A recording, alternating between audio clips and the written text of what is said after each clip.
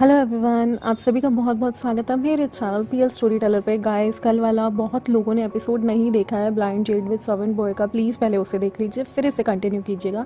जिन्होंने नहीं देखा प्लीज़ बेल आइकन प्रेस कर लीजिए, आप लोगों को नोटिफिकेशन ही नहीं जा रही first of all. Second cheese guys, शायद ये आज का लास्ट एपिसोड हो सकता है या फिर एक और मैं इस पर बनाना चाहूँगी। अगर आप थोड़ी सी और स्टोरी कंटिन्यूटी में देखना चाहते हैं तो मैं इसे एक और एपिसोड ज़रूर बनाऊँगी, मुझे कमेंट सेक्शन में ज़रूर बताइएगा। और चलिए स्टोरी लाइन को शुरू करते हैं। आई होप आज ख़त्म हो जाए, नहीं होगी तो मैं नेक्स्ट एक और चैप्टर मुझे काफ़ी पसंद है वो मैं ज़रूर बनाऊँगी। तो अगली सुबह होती है। वो मॉर्निंग ना इतनी एक्साइटेड थी कि विंग जैसे ही उठता है ना, हमेशा वो लेज़ीली उठता है। वो पूरी रात नहीं सोया हुआ था, लेकिन आज उसकी नींद ऐसे जैसे मुर्गा बांग देता है ना तभी खुल जाती है।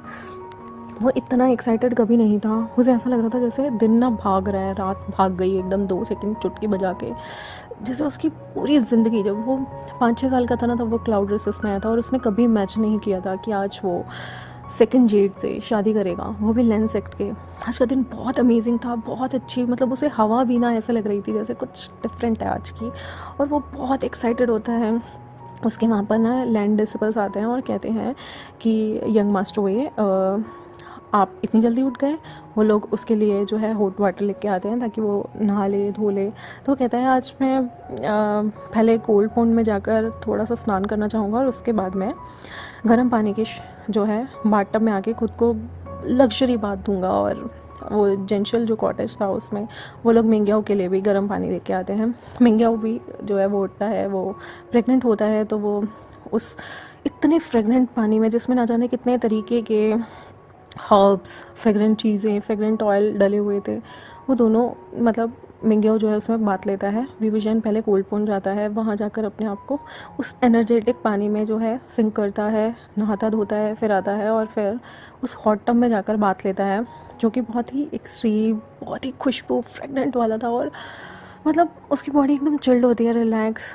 एक वहाँ पे सर्वेंट आता है, लैंड डिसिपल आता है, वो उसे स्क्रबिंग करने में हेल्प करता है, वो नहाता धोता है और उसे बहुत फ्रेश फील हो रही होती है। उसके लिए सिल्क के रेड रोब्स आते हैं, बहुत ही प्यारे, बहुत ही स्टाइलिश। ये शायद लेंसेक जितना ही सिंपल था, ये जो रोब्स थे ना ये उतने ही स्टाइलिश थे और ये स्पेशली उसके लिए बनाए गए थे।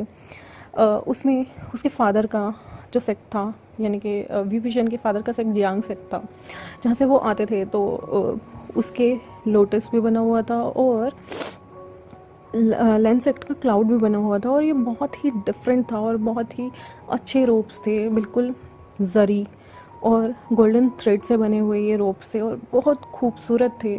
ऐसा सिल्क जो कांचीवरम सिल्क और बनारस की गलियों का सिल्क था वो भी उसमें यूटिलाइज था। हाथों से बुनकर वो चीज़ें बनाई हुई थी। और ना जाने कितनी सारी प्लेट्स थी। उसकी जो बाजू थी ना वो ऐसा सिल्क था जो सिर्फ बांग्लादेश में मिलता था और बहुत खूबसूरत। और जितना भी हैंडवर्क हुआ था ना वो हैंडवर्क हुआ करता था पाकिस्तान साइड में। और बहुत प्यारा गोल्ड का काम उसमें बारीकी से हुआ हुआ, आगरा स्टाइल का। और वो सब चीज़ें उसके रोब पर एक एक करके दिख रही थी। ऐसा लग रहा था वो रोब ना जाने दुनिया की कौन सी ऐसी जगह से आए हैं जो इतने खूबसूरत लग रहे हैं। ऐसा लग रहा था जैसे एक राजा को ड्रेस पहनाई गई हो। और ऐसे ही रोब्स लेन शचन के लिए भी बहुत अच्छे आते हैं, बहुत अच्छा वर्क हुआ। हालांकि वो सिंपल चीज़ें पसंद करते थे तो उनका वर्क थोड़ा सोबर था। विविजन के लिए बहुत ही हैवी सुंदर वर्क किया हुआ। और वो लवांगची के लिए भी ऐसी ही चीज़ें ऑर्डर करता है। हालांकि लवांगची को चीज़ें सिंपल पसंद थी, लेकिन विविजन जानता था कि शादी ना ज़िंदगी में एक बार होती है और अगर आपको कपड़े पहनने हैं तो एक बार ही अच्छे पहनने होंगे, दोबारा वो रोब्स पहन के आप थोड़ी घूमेंगे। तो वो लवांगची के लिए भी बहुत प्यारे और स्पेशली जोधपुर के सुनारों से बोलकर उसने लवांगची के लिए बहुत ही सुंदर गोल्ड के ज्वेलरी बनवाई होती है। स्पेशली उसका हेड पीस बहुत ही प्यारा, विविजन का ग्वान।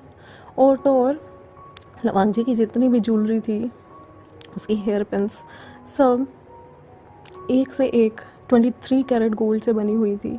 और वो देखते ही लग रही थी, वो ऐसा लग ही नहीं रहा था कि लवांगची जो है वो कोई लेंस एक्ट का जेड हो।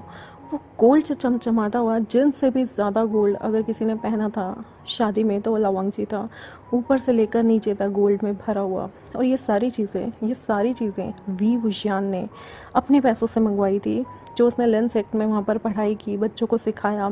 और तो और जब वो अदर सेक्ट्स में भी और वांगजी जाते थे किसी नाइट हंट के लिए, और वहाँ से जो पैसा उन्हें मिलता था उसने सारा पैसा ना लंजा के लिए रखा। बचपन से भी जो वो ट्रेनिंग करता था, वो जो भी कमाता था उसने अपनी सारी चीज़ अपनी ब्यूटीफुल ब्राइड के लिए खर्च की। उसका हर पैसा, हर चीज़, उसके माँ बाप की जितनी याद और जितना भी जियांग फैमिली ने उसे दिया था, उसके फादर का पैसा जो उन्होंने कभी विंग के लिए जोड़ा था कि आगे चल के विंग जो है उसकी ब्राइड के लिए कुछ जोड़ा हुआ था। और उसके फादर ने घूमने फिरने जाने से पहले वो कहीं और तो चीज़ें रख नहीं सकते थे, और जियांग फैमिली एक सेक्ट लीडर थे, तो उन्होंने उनके पास महफूज जो चीज़ें रखवाई हुई थी अपने बेटे के लिए, गोल्ड वगैरह, वो सब जियांग फैमिली ने वी बुशियान को पहले ही भिजवा दिया था कि ये तुम्हारे फादर ने भी तुम्हारे लिए कुछ चीज़ें इकट्ठी की थी बहुत पहले। लेकिन अनफॉर्चुनेटली उसके फादर और मदर तो जो है किसी हादसे में रहे नहीं थे, लेकिन वी बुशियान ने वो हर चीज़, हर इच्छा वांगजी के लिए वहाँ पर पूरी की। और वो वांगजी को बिल्कुल ऐसे देखना चाहता था जैसे वो इस दुनिया की सबसे ब्यूटीफुल ब्राइड हो। शायद मिंग्याओ के चीज़ों में भी कहीं ना कहीं जवजुन ने कोई कमी ज़रूर छोड़ दी होगी, लेकिन वी बुशियान ने वांगजी के लिए कोई कमी नहीं छोड़ी थी। सिर से पाँव तक उसे भर दिया था। उसके बालों से, उसकी हर चीज़ से इतनी अच्छी खुशबू आ रही थी, स्पेशली चंदन की लकड़ी उसकी खूबसूरती को निहारने के लिए और उसकी खूबसूरती को और बढ़ाने के लिए मंगवाई गई। ऐसे ब्यूटी प्रोडक्ट्स जिसे सच में बड़े बड़े ऋषि मुनियों ने अपने ज्ञान, अपनी जड़ी बूटियों से बनवाया हो, ऐसी चीज़ें लवंगजी के लिए मंगवाई गई। और उसके होठों पर चेरी लगाई जाती थी, और ना जाने कितनी फ्रूट से बनी हुई चीज़ें जो उसे खूबसूरत बनने में और ज़्यादा हेल्प करती थी। वी बुशियान ने हर वो चीज़ की थी लवंगजी के लिए जो वो कर सकता था, अपनी औकात से बढ़कर चीज़ें करना, क्योंकि ये लैन का सेकंड जेड था, कोई मामूली सी चीज़ नहीं थी। लोग उसे केयर होने के लिए धुतकारते थे, लेकिन वी बुशियान के लिए उसकी ज़िंदगी था लवंगजी। उसने लवंगजी को इतना खूबसूरती से तैयार किया हुआ था। उसने लैन ही को भी वहाँ पर इनवाइट किया था ताकि वो अपने दोहरे की शादी में आ सकें। वो लेन चरन को पसंद तो नहीं करती थी, लेकिन वहाँ आई हुई थी। लेन चंचन लवंगजी को तैयार करती हैं, वो बहुत खूबसूरत लग रहा होता है। वो उसके सिर पे वो वेल ढकती हैं जो वी बुशियान ने उसके लिए भेजी थी। वो जो ऊपर से वेल करती हैं, वो वेल कोई बहुत मोटी सी नहीं कपड़े की होती। वो वेल ऐसी होती है जिसमें से थोड़ी ट्रांसपेरेंट होती है, ताकि लवंगजी हर चीज़ उनके यहाँ पर की हुई हर तैयारी को अपनी आंखों से देख सके और महसूस कर सके उसके हस्बैंड ने उसके लिए कितनी चीज़ें करवाई हैं। उसका जो पंखा था, जो उसका चेहरा ढकने के लिए वहाँ भेजा गया था, वो भी बहुत खूबसूरत था, पूरा गोल्ड से लदा हुआ, गोल्ड की कारीगरी हुई हुई। उसका जो कांजीवरम सिल्क से उसके जो रोब्स बने थे, और बांग्ला सिल्क से उनके जो रोब बने हुए थे, वो इतने अच्छे थे कि उनमें सोना जड़ा हुआ था, सोने के धागे जड़े हुए थे। ये लोग बहुत खुश थे। धीरे धीरे वी बुशियान तैयार होकर लोगों को भेजता है एक पालकी में लवंगजी को लाने के लिए। वो लोग धीरे धीरे तैयार होकर एंचेस्टर हॉल के पास जाते हैं, और वहाँ पे एक बहुत बड़ा हॉल लगा होता है जो कि उन्होंने टेम्परेरी बनाया होता है, क्रिएट किया होता है, जहाँ पे सब कुछ रेड था। रेड और गोल्डन का कॉम्बिनेशन ऐसा तगड़ा था कि लैंटर्न्स, हर चीज़ वहाँ पे देखने वाली, हर चीज़, हर डेकोरेशन लाल थी। लाल साटन, लाल सिल्क, हर चीज़ से हुई हुई, लाल शिफॉन कलर से पर्दे, कुर्सी, हर चीज़ लाल। कभी ऐसा नज़ारा तो लेंस ने देखा ही नहीं था। यहाँ तक कि लेंस के हर डिसिपल को भी उस दिन लाल कपड़े पहनने की छूट थी। लेंस चरन, जिन्होंने अपनी शादी के अलावा कभी लाल कलर नहीं छुआ होगा, वो भी रेड अटायर में थे, क्योंकि वी बुशियान चाहता था कि आज वो लोग वो मरने वाली ड्रेस ना पहने उस पर। आज हर कोई खुशी के लाल रंग में झूम रहा हो। और वो शादी ना, वो लिटरली उसने हर चीज़ बनवाई थी क्लाउड ड्रेसेस में, हर वेज खाना। और उसे पता था लवंगजी, मिंग्याओ, इन दोनों को भारत से आया हुआ वो ना जाने हज़ारों खाने कितने अच्छे लगे थे जो उन्होंने जियांगसी शादी में बनवाए थे। तो वो हर वेजिटेरियन फूड जो कि हिंदुस्तान में मिलता हो, हर चीज़ को उसने बनवाया, चाहे वो तमिल के फूड हो, चाहे वो तेलुगु फूड हो, चाहे वो केरला का फूड हो, चाहे वो रसम हो, या फिर डोसा, इडली, सांबर, उत्पम, हर चीज़, चाहे वो सत्तू का घोल हो, चाहे वो रूह अफ़ज़ा हो, उसने हर चीज़ अपनी शादी में एज अ शरबत रखवाई। चाहे वो तरबूज का हो, चाहे वो नारियल का पानी हो, उसने वो भी अपनी शादी में रखवाया। राजस्थान के गट्टे हों, गुजरात का खाखड़ा हो, ढोकला हो, या फिर हैदराबाद की वेज बिरयानी हो, क्योंकि क्लाउड रेसिस में नॉनवेज अलाउड नहीं था, उसने वहाँ पर वो सारे खाने रखे जो बहुत ही फेमस हैं, जैसे कि बंगाल का रसगुल्ला, बिहार का लिट्टी चोखा, यूपी के भी बिरयानी, दम बिरयानी, और न जाने कितने प्रकार के खाने जो मुझे याद भी नहीं। राजमा हमारे कश्मीर और उत्तराखंड की, और पंजाब का सरसों का साग, वहाँ पर हरियाणा की लस्सी, और जो दिल्ली का है छोले भटूरे, वो भी थे। हर चीज़ थी जो आप खा सकते हैं और जो आप डाइजेस्ट कर सकते हैं। वहाँ पे वो खाने का हर चीज़ था। वो चिल्ला बेसन का, और वड़ा पाव, वो तीखी मिर्चें, वो मीठी मिर्चें, वो हर चीज़ थी खाने में जो आप सोच नहीं सकते। वो पालक की कड़ी, वो मीठी कड़ी, वो सरेआं दा साग, वो घी से लबालब आलू के परांठे। ऐसा कोई खाना नहीं होगा जो वहाँ ना आया हो, क्योंकि ये लेंस की शादी थी और वेजिटेरियन फूड की इतनी वैरायटी थी कि नॉनवेज खाने वाले भी बहुत चक्के रह जाएं कि अरे इतना ज़्यादा स्वाद और इतना जायका वेजिटेरियन फूड में हो सकता है। चाहे वो दूध से निकरा हुआ पनीर हो, या फिर दही की बनी हुई लस्सी हो, या फिर वो छोलिए की सब्ज़ी हो, हर चीज़ वहाँ पर थी। शरबतें भी एक से एक नायाब थी, ताड़ी भी थी, काबू भी थी, हर चीज़ खाने में वहाँ पर थी। और लवांची के वेस्ट पे बनने वाली वो वेस्ट बेल्ट प्योर गोल्ड की थी, जो अक्सर महारानियाँ पहना करती थी। लवांची के चेहरे पे नूर, उसके वो कपड़े, वो टॉप सिल्क के बने हुए सारे आउटफिट्स बहुत ज़्यादा खूबसूरत थे। मिंग्याओ भी जब अपने कपड़ों से वांगची को देखता है तो उसे ऐसा लगता है कि यहाँ पर सारी अटेंशन तो वांगची ले लेगा। ऑल्दो वो प्रेग्नेंट था तो वो ज़्यादा हैवी चीज़ें कैरी नहीं कर सकता था जो मिंग्याओ था, और वो बहुत खुश होता है कि आज लेन शिचेन ने उसके लिए बहुत कुछ किया, और वींग ने लवांगची के लिए जो वो डिज़र्व करते हैं। आज गेर होने पर भी उन लोगों को बहुत प्राउड था अपने अपने हस्बैंड्स पे। जैसे ही पालकियों से ये गेर उतर के चल के आ रहे थे, बिल्कुल अप्सराओं की तरह लग रहे थे। ऐसा लग रहा था जैसे बादल, लोग, देवता खुद इन्हें फूलों से सुसज्जित करके वहाँ बुला रहे हों। उनके पूरे रास्ते में एक से एक लैंड डिसिपल खड़ा था, जिसके हाथ में एक बहुत खूबसूरत पंखा, और दूसरे हाथ में से वो लोग उन लोगों पर जो पवित्र पानी होता है, हॉली वाटर, और फूलों की वर्षा कर रहे थे। और पूरे रास्ते जब तक वो अपने अपने जांगफूस के पास आते हैं, यानी कि हस्बैंड्स के पास आते हैं, वो दोनों उनके हाथों में हाथ रख के चलते हुए उन्हें वहाँ पर लेके आते हैं।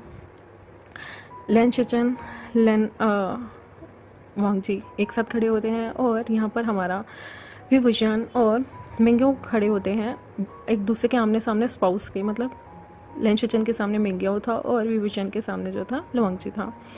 तब पहले हमारे लेन शिचेन और मिंग्याओ जो हैं वो वोव्स लेते हैं, फिर हमारे वांगची और विभूषण वोव्स लेते हैं।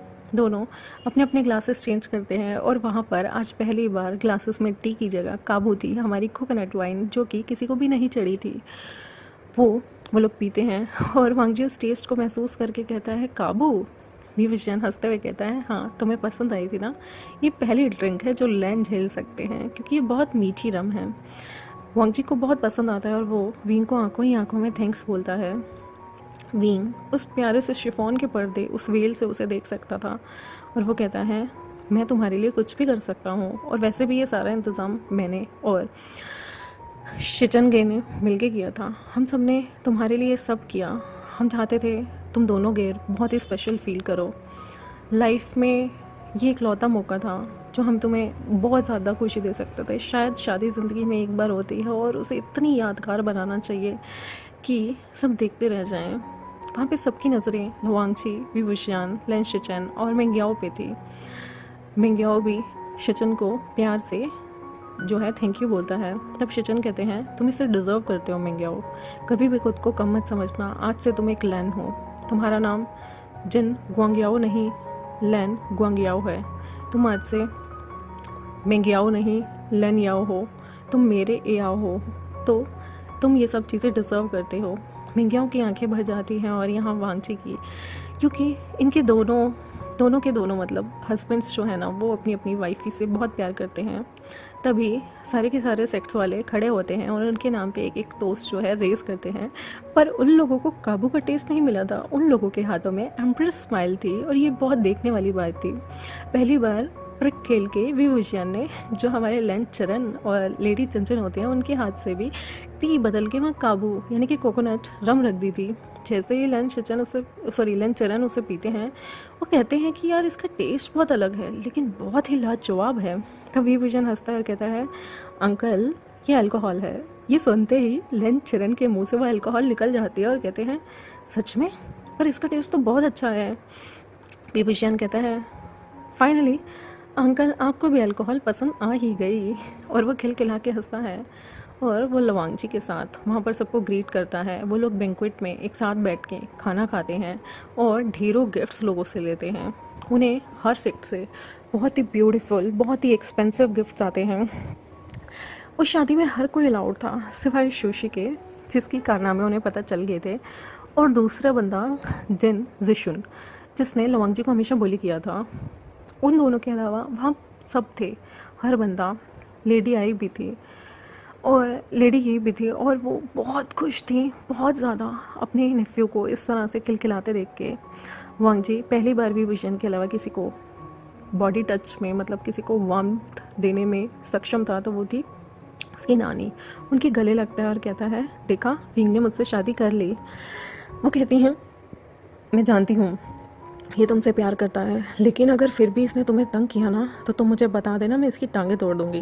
तो वो कहता है ओह प्लीज़ अंकल चरण की तरह आप भी शुरू मत हो जाइए। विंग जो है वांगची को वापस अपनी बाहों में लाते हुए कहता है ये मेरी वाइफ है, तो आप अपने लिए कोई अलग से पार्टनर ढूंढ लीजिए। वैसे भी आपके पास बॉसन शरण है, तो प्लीज़ मेरे हस्बैंड को डिस्टर्ब मत कीजिए।